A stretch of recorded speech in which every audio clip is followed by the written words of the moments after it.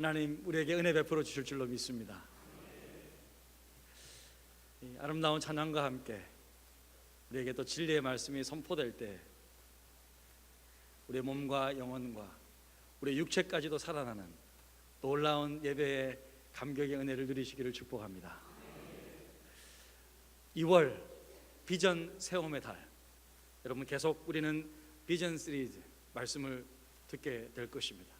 이번 시간을 통해서 정말 이 비전 시리즈 한 6월 또 3월 이렇게 말씀을 들으면서 정말 비전이 얼마나 중요한지, 비전이 이끌린 놀라운 인생이 되시기를 축복합니다. 오늘은 비전의 사람들 두 번째 시간, 사사 기도원에 대한 말씀입니다. 지난주는 누구였죠? 여호수아와 갈렙이었습니다. 위대한 믿음의 지도자 여호수아와 갈렙의 노력으로 이스라엘 백성들 드디어 약속의 땅으로 도착합니다. 차지합니다. 정착하죠. 그리고 마침내 그곳에서 하나님을 섬기게 됩니다. 그런데 안타깝게도 이러한 믿음과 신앙, 여호와를 섬기는 이 신앙 오래가지 못합니다. 여호수아 24장 31절을 보니까 이스라엘이 여호수아가 사는 날 동안과 여호수아 뒤에 생존한 장로들 곧 여호와께서 이스라엘을 위하여 행하신 모든 일을 아는 자들이 사는 날 동안 여호와를 섬겼더라. 안타깝죠. 이스라엘 백성들 여호수아가 살아있는 동안, 그리고 여호수아와 함께 약속을 차지했던 그 장로들, 그 신실한 믿음의 리더들이 살아있는 동안에는 그래도 여호와를 잘 섬겼지만 그 뒤로는 그 믿음에서 떠나게 된다는 거죠. 여호수아 이후로 이제 사사시대로 이어지는데, 이 사사시대를 간략하게 여러분 설명해 보면 이스라엘 백성들이 이제 하나님의 말씀에 불순종해서 죄악을 범합니다. 그러면 하나님은 이웃 민족들을 일으켜서 징계를 하죠. 그러면 이스라엘 백성들을 도저히 살 수가 없는 거예요. 회개하고 다시 살려달라고 하나님 앞에 부탁합니다. 부르짖습니다. 그때 하나님은 사사들을 일으키셔서 그들을 또다시 구원해 주시는 거예요. 그래서 저는 이렇게 정리를 해보면요, 사사시대는 백성들의 죄악, 그리고 하나님의 징계, 그들의 회개, 또 그들의 구원, 이렇게 4단계 과정이 계속 반복되는 시대가 사사시대예요. 사사시대. 그래서 이렇게 딱 이해하시면 돼요. 따라해 볼까요? 시작. 죄악, 징계, 회개, 구원. 오늘 사사기 6장의 배경도 마찬가지예요. 6장 1절을 보면 이렇게 말씀하세요. 1절 함께 읽어볼까요? 이스라엘 자손이 또 여호와의 목전에 악을 행하였습니다. 여호와께서 7년 동안 그들을 미디안의 손에 넘겨주시니, 그러니까 또 악을 범합니다. 그러면 어떻게? 자연스럽게 또 징계, 가나안 땅 동쪽 지역에 있는 미디안의 민족에 의해서 7년 동안 고통을 당해요. 그 말은 뭐예요? 7년 동안 회개했다 안 했다? 안 했다라는 거예요. 돌이키기 전까지는 그게 안 없어지잖아요. 추수 때만 되면 이 미디안 족속들이 떼를 지어 이스라엘을 침입해서 곡물을 강탈해 나가는 거예요. 양과 소와 나귀도 다 빼앗아갑니다. 그들은 그냥 아예 작심하고 이스라엘 땅에서 장막을 치고 장기간 체류하면서 약탈하는 거예요. 그건 모두 나귀에 싣고 유유히 자기 집으로 돌아가는 거예요. 이들의 숫자가 성경에 보니까 메뚜기와 같았다. 그러니까 이스라엘 땅에 초토화시키는 거예요. 남은 것이 없는 거예요.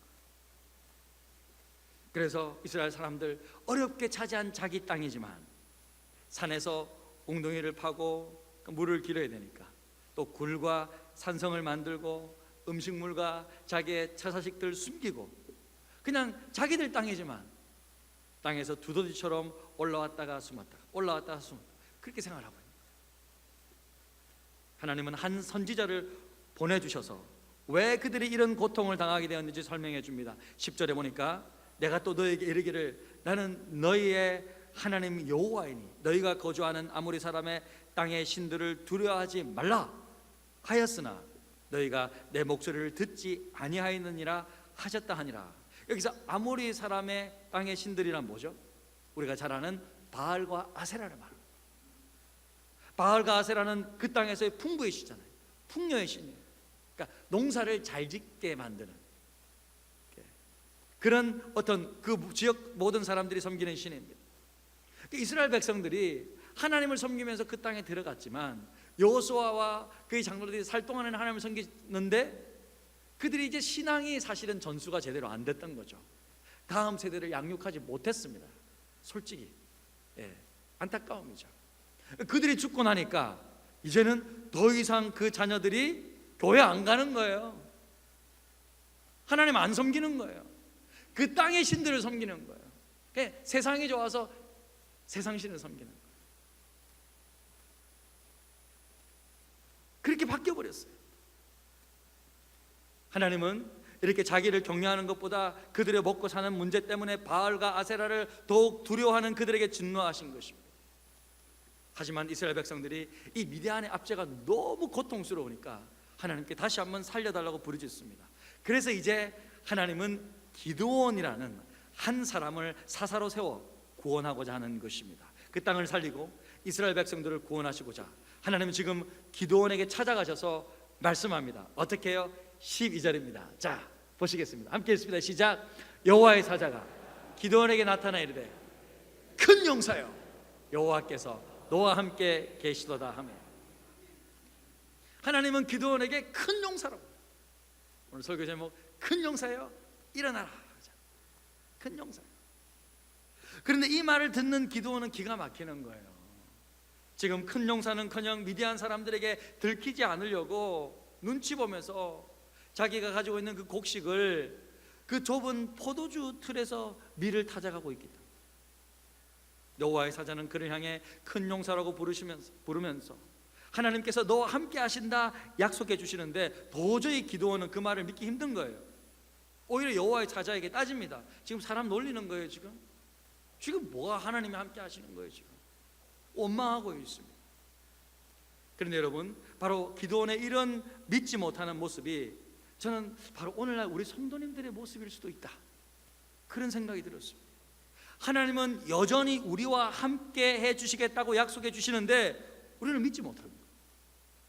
왜 우리는 믿지 못하는가? 왜 기드온은 믿지 못하는가?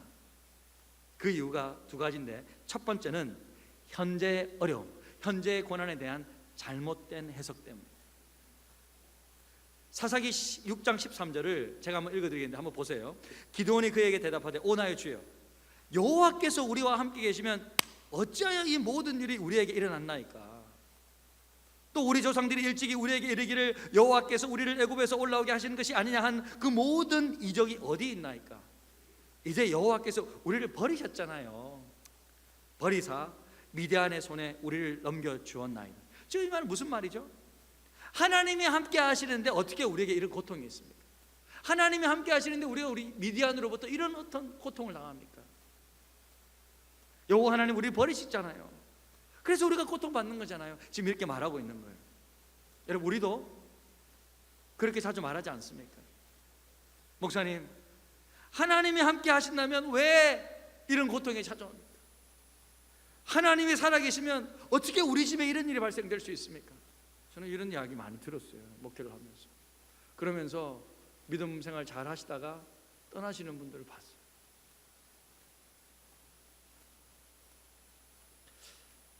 아까 2부 예배 마치고 한 분이 찾아오셨는데 자기 손자 손녀를 위해 기도해 달라고 말씀하시면서 어머니가 먼저, 그 아이들의 어머니가 먼저 하늘나라 간 거예요. 도저히 하나님이 살아계신 건 못 믿겠다고, 믿음이 갈팡질팡하다고 기도해 달라고 부탁하시는데 정말 마음이 저도 아팠습니다. 정말 기도해야 되겠다고 생각이 들었어요. 여러분, 이렇게 힘들어하는 사람들에게 우리는 정말 지혜롭게 대답해야 되는데요, 그분들에게 이렇게 말하면 여러분 굉장히 힘들어요. 하나님이 너를 훈련시켜서 더 귀하게 쓰시려고 그러시는 거야. 그렇게 말하면 안 돼요. 그런 말을 받을 만한 사람은요, 최고로 그냥 완전히 그냥 정말 성숙된 믿음을 가진 상위 한 5% 안에 들어도 그 말 들을 수 있을까 말까 하는 거예요. 저한테 그 말씀해 주시면 저는 그래도 받을 수 있지만 굉장히 힘듭니다. 여러분, 하나님이 우리에게 일부러 고통 좀 당해보라고 주시는 것입니까? 주십니까? 너희들 맛 좀 봐라, 그렇게 우리를 대우하십니까? 여러분, 결코 그렇지 않습니다. 하나님은 우리에게 일부러 고통 당하게 하시지 않습니다. 고통과 악의 근원은 하나님이 아니십니다. 야고보서 1장 13절에 보면요, 이렇게 말씀하고 있어요. 여러분 같이 한번 읽어볼까요? 시작. 사람이 시험을 받을 때 내가 하나님께 시험을 받는다 하지 말지니 하나님은 악에게 시험을 받지도 아니하시고 친히 아무도 시험하지 아니하시느니라. 하나님은 아무도 그렇게 시험하시지 않아요. 그게 아니에요. 오히려 그들의 고난은요, 하나님께 악을 행한 불순종의 결과인 거예요. 고난과 악의 원인은 하나님이 주신 것이라기보다는 오히려 하나님을 떠난 결과예요. 이 세상에 왜 고통과 악이 존재하는 것입니까? 하나님이 주시는 것입니까? 아니죠. 하나님은 여러분 완벽한 세상을 만드셨잖아요. 에덴 동산, 완벽한 세상, 의식주 문제가 없는 세상. 여러분 생각해 보세요. 우리가 의식주 살아가고 먹고 옷 입고 하는 문제가 없는 세상. 지금 서울에 뭐가 문제예요? 지금 사는 문제잖아요. 부동산 잡을 수 있어요? 아유, 못 잡아요, 못 잡아. 사실은 그죠? 이 부동산이란 거는 그냥 물과 공기 같은 거잖아요. 그 사실은 우리가 뭐 만든 게 아니잖아요. 이 문제도 가장 기본적인 문제도 잡지 못해요. 하나님이 그렇게 완벽한 세상 에덴 동산을 창조하셨지만 악의 군원인 마귀가 사람을 미혹했죠. 그런데 문제는 뭐냐면 사람이 그 악한 말을 그냥 안 들으면 되는데 쫓아갔다는 거예요. 그 말을 쫓아간 거예요. 그래서 이 땅의 저주를 받고 고통을 당하게 되는 거예요. 여러분 실은 지금도 코로나 바이러스 하나님이 이거 만드신 거예요? 아니죠. 사람이 여러분 뭐 정력에 좋다고 이상한 거 먹고 악한 짓을 하는 거 이상. 이 땅에 여러분 뭐 에이즈다 그런 것들이 여러분 왜 생기는 겁니까? 여러분 아시죠? 그 에이즈 바이러스라는 것은 원숭이 엉덩이에서 나온 거잖아요. 사람이 더러운 짓을 하니까 사람의 성기가 그게 접촉이 되니까 생긴 거예요. 이 땅에 그런 저주들이. 여러분 사람이 악해지고 하나님을 떠나버리고 더 더러운 짓 하면 할수록 이 땅에 더 나쁜 바이러스들이 창궐할 것입니다. 악해지면 악해질수록. 이 모든 악은, 고통은 하나님을 떠나버린 결과이지 하나님이 주신 것이 아니라고. 여러분 두 번째로 기드온이 하나님이 함께 하심을 믿지 못하는 이유는 무엇입니까? 두 번째는 이거예요. 나 스스로에 대한 잘못된 해석 때문에. 자기 스스로에 대한 이해가 잘못되어 있는 거예요. 14절입니다. 우리 함께 읽어볼까요? 여호와께서 그를 향하여 너는 가서 너의 이 힘으로 이스라엘을 미디안의 손에서 구원하라. 내가 너를 보낸 것이 아니냐 하시니. 큰 용사라고 부르시는 하나님은 다시 한번 기드온에게 가서 너의 힘으로 이스라엘을 미디안의 손에서 구원하라고 말씀하시는데 그때 기드온은 또 뭐라고 말합니까? 기가 차죠. 비웃습니다. 15절 어떻게 말합니까? 읽겠습니다. 시작. 그러나 기드온이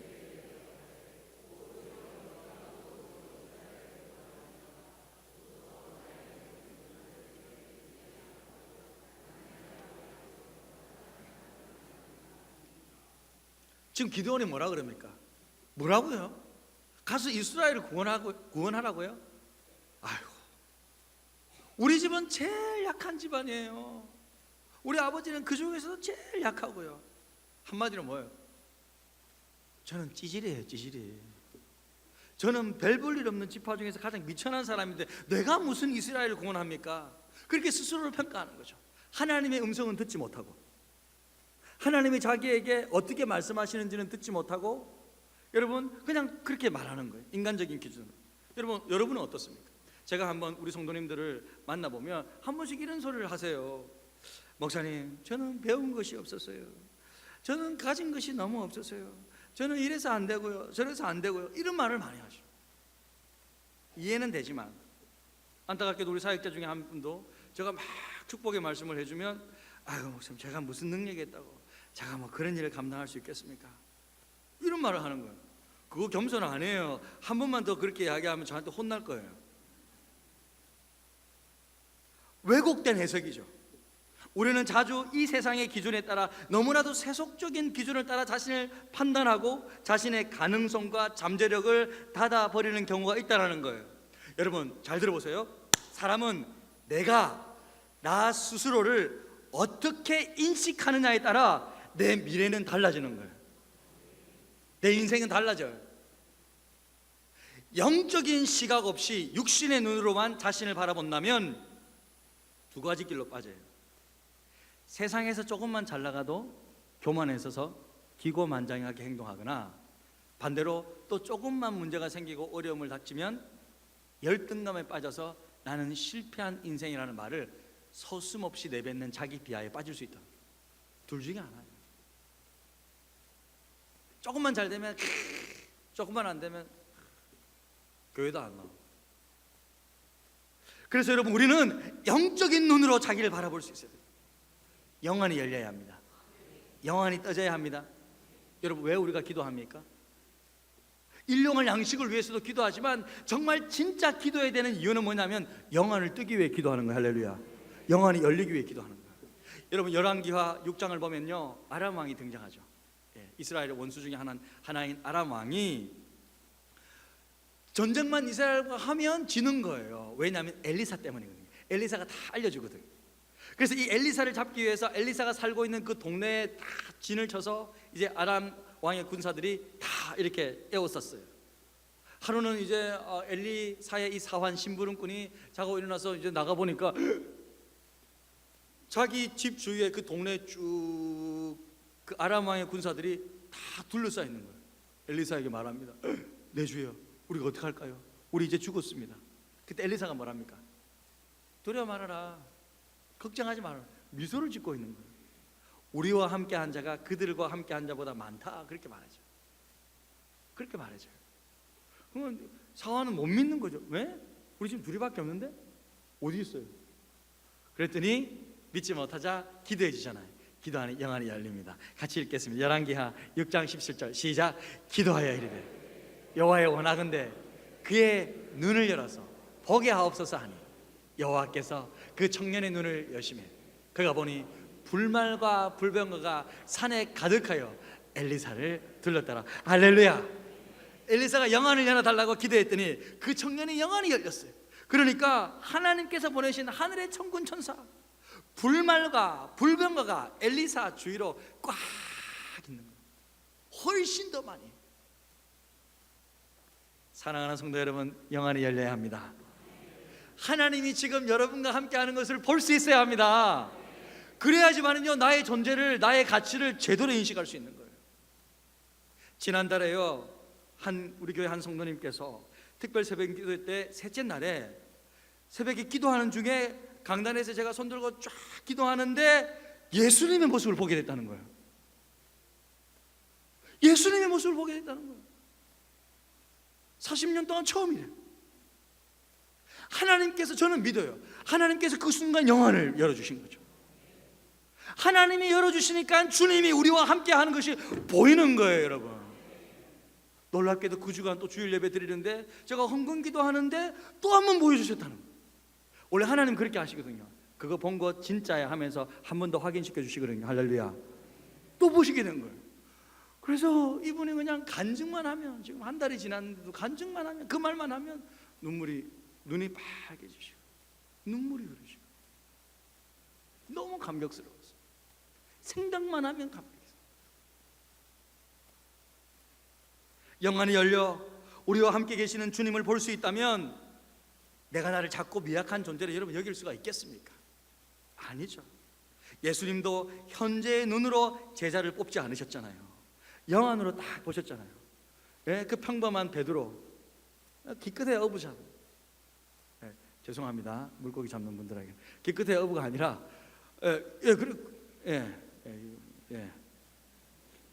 피셔, 아주 그분 때문에 우리가 생선을 먹고 있는 건데, 아무튼 이 어부인 베드로를 보시고 뭐라 그러셨어요?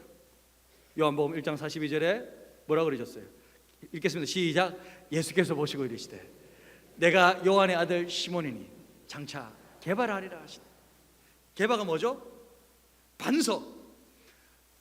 물고기를 잡으면서 생계를 유지하는 지금의 너 어부지만 장차 흔들림이 없는 초대교회의 기둥인 반석이 되리라. 할렐루야. 그렇게 말씀하시는 거예요. 영안의 눈으로 그렇게 선포하시는 거죠.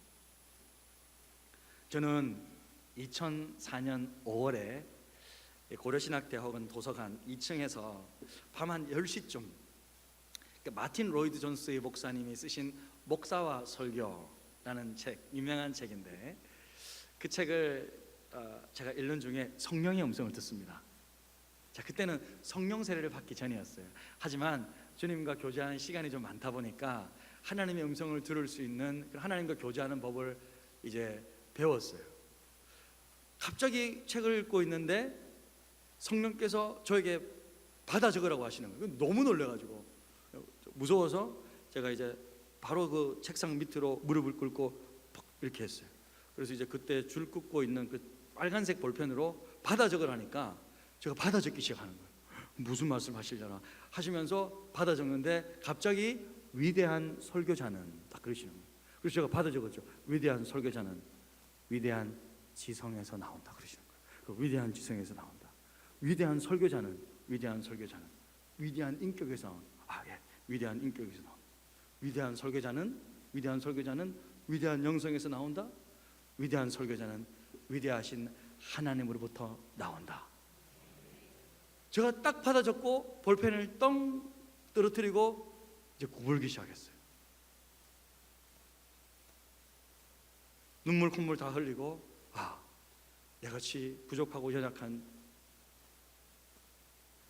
종을 위대한 설교자로 부르시는구나 본능적으로 알고 곧바로 기도가 끝나고 아내에게 전화를 했습니다. 여보, 하나님이 이렇게 나에게 말씀해 주셨어. 나 대학원 졸업하면 유학 가야 될 것 같아. 그렇게 제가 말했어요. 아내가 그렇게 하라 그러더라고요. 그렇게 하라고. 왜 제가 그렇게 결단했을까요? 저는요, 위대한 설교자 기도 열심히 하면 되는 줄 알았어요. 그게 아니라 하나님이 저에게 첫 번째로 말씀해 주신 것은 위대한 설교자는 위대한 지성에서 나온다가 첫 번째더라고요. 공부를 더 해야 되는구나. 하나님이 저에게 주신 비전, 위대한 말씀 사역자로 준비되는 것이었습니다. 우리 가정에 3명의 딸이 있다고 그랬잖아요. 근데 그 중에서 그나마 공부를 조금 하는 친구가 둘째 예지, 이름이 예수님의 지혜인데 한 번은 예지가 초등학교 6학년 때 학원을 보내달라는 거예요. 한 번도 학원을 보낸 적이 없는데 왜 그러냐고 물었더니 자기가 가고 싶은 중학교가 있대. 무슨 학교냐 하니까 그 옥스포드 아카데미라고 여러분 시험을 쳐서 가는 학교들이 있어요. 미국에 지역별로 몇 군데가 있는데 거기를 가고 싶다는 거예요. 거기는 정말 공부를 잘해야 가는 곳인데 자기가 뭐 딱 한 달만 학원을 보내달래. 그래서 이제 차마 우리가 돈이 없어서 못 보낸다는 말을 못 하고 이제 아내가 지혜를 딱 쓰더라고요. 그러면서 예지야, 학원을 다녀서 그 학교를 갈 것 같으면 차라리 안 가는 게 낫다. 내 스스로의 노력으로 공부해서 가야 진짜 실력이지. 그래 학교 가서도 따라갈 수 있는 거야. 학원 가서 갈 수 있는 거는 가짜야. 원하면 문제집 하나 사줄게. 나 그렇게. 말이 되는 것 같기도 하고 안 되는 것 같기도 하고. 그래서 알았다고 뭐 둘째가 그러면서 문제집 하나 한 권을 딱 사줬어요. 근데 막 자기가 막 공부하더라고요. 근데 덜커덕 학교에 붙어버린 거예요. 그 자기 학교에서 이제 뭐 이렇게 수십 명이 지원을 했는데 2명이 붙었는데 한 명은 1년 동안 학원을 다닌 친구고 또 한 명이 계신 거예요. 그래가지고 제가 놀래가지고 불렀어요. 딸 일로 와봐. 너 왜 꼭 그 학교를 가야겠어? 왜냐면 그 학교는 이제 멀리 이제 차를 태워줘야 되는 거예요. 가까운 데는 그냥 걸어가면 되는데. 그래서 이제 꼭 가야 되겠어 거기? 그래서 가야 되겠대. 왜? 너 앞으로 뭐가 되고 싶은지 물어보니까 의사가 되고 싶다는 거예요. 근데 여러분 실은 미국에서 의사는 한국에서 의사 되는 것보다 훨씬 어렵습니다. 우리 한인들이 공부를 되게 잘하는데요. 우리 한인들도 의대 비율은 합격 비율은 0.6%밖에 안 돼요. 거의 못 가요. 의사 되기는요 정말 뭐 하늘에서 별 따기입니다. 예. 그 제가 섬기던 교회 한 2,300명 되는 교회 중에서 한 명도 의사가 없었어요.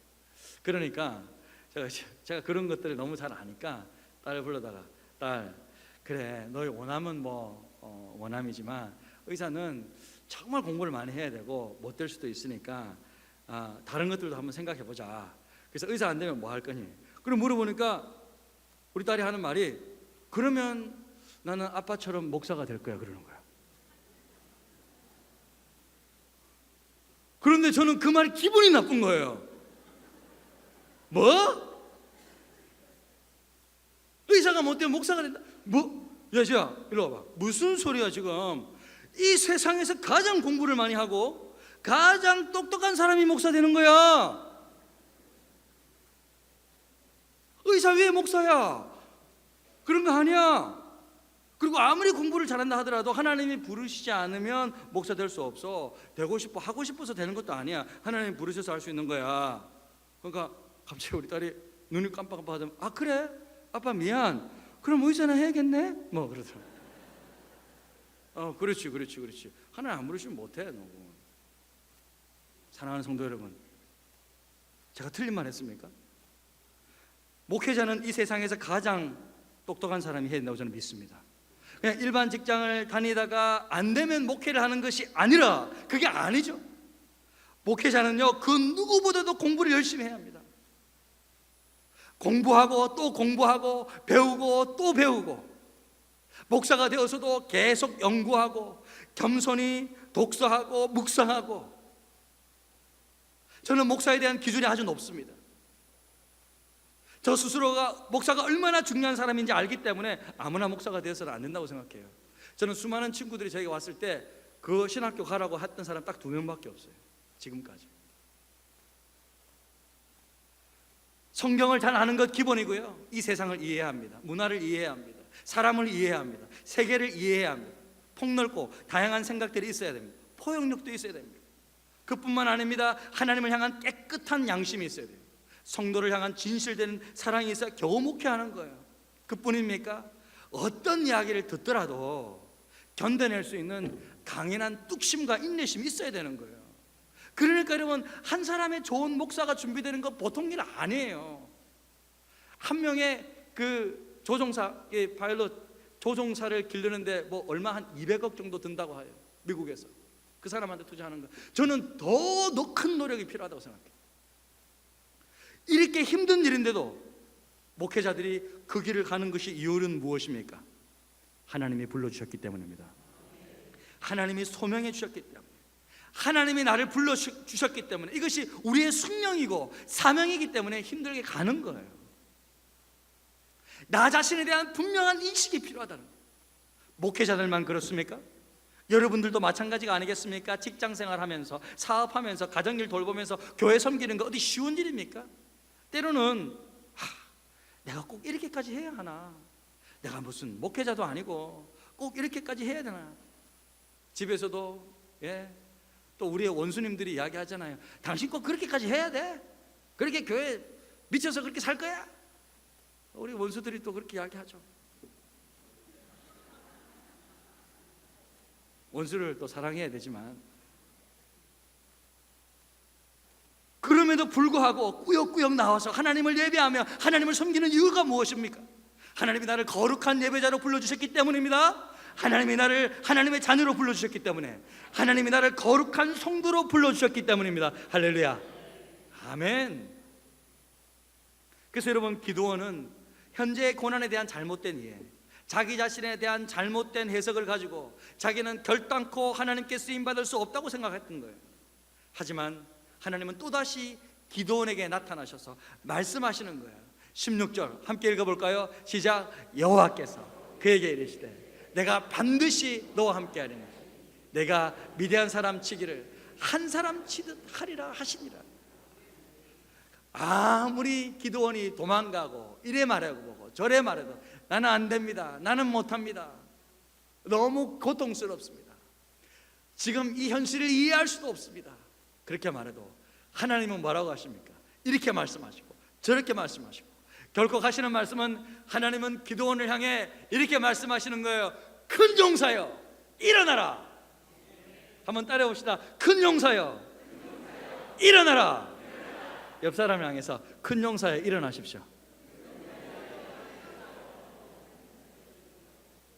여러분, 큰 용사 뭘까요? 무슨 의미일까요? 영어로 보니까 mighty warrior. 뭐죠? warrior, 전사라는 거예요. 싸움꾼. mighty, 강한, 힘이 강력한, 힘센 강한 용사라는 거예요. 저는요 이 말씀을 이제 젊었을 때부터 이 기도원의 이 말씀을 딱 제 걸로 잡았어요. 강한 용사, 그렇구나. 하나님은 나를 강한 용사로 불렀어요. 그래서 근데 뭐 싸울 일이 없잖아요. 싸울 일이 우리가.